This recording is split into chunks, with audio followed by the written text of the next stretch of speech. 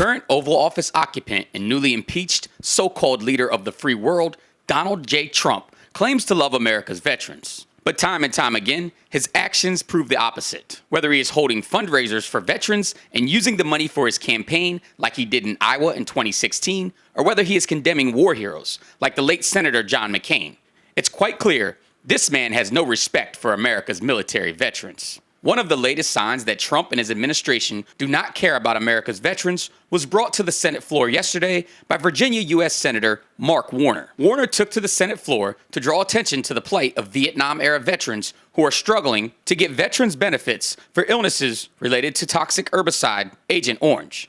In his speech, Warner called on the Trump administration to reverse its decision to block an expansion of approved Agent Orange-related conditions that automatically qualify a veteran for benefits. According to documents obtained by the Military Times, in early 2018, White House Office of Management and Budget Director Mick Mulvaney blocked a request by then Secretary of Veterans Affairs David Shulkin to add 3 medical conditions to the list of Agent Orange-related conditions. Currently, the list of conditions recognized by the VA stands at 14. But the science tells us the list is far from complete. In 2017, then Veterans Affairs Secretary Shulkin called for 3 more conditions to be added to the list: bladder cancer, underactive thyroid, and Parkinson-like symptoms. Now, these weren't randomly chosen. They were conditions found by the National Academy of Science to be connected to Agent Orange exposure. The science was there, the VA was there, yet this White House and its OMB director, Mick Mulvaney, have blocked this effort to expand the list of conditions. Do you know what the deciding factor was? It wasn't scientific evidence.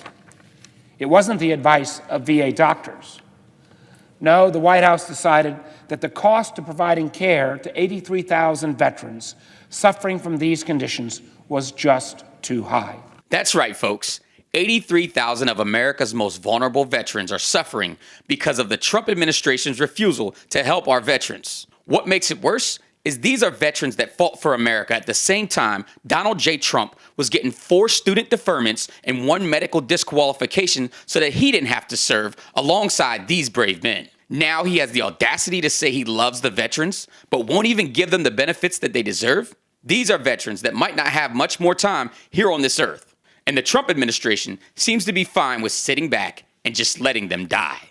Does that sound like something a man that loves U.S. military veterans would do? During his speech, Senator Warner called out the Trump administration for their failure to care for these 83,000 U.S. veterans suffering from these conditions. The White House decided that the cost of providing care to 83,000 veterans suffering from these conditions was just too high. And for that, Mr. President, this administration turned its back on 83,000 veterans who answered the call to serve.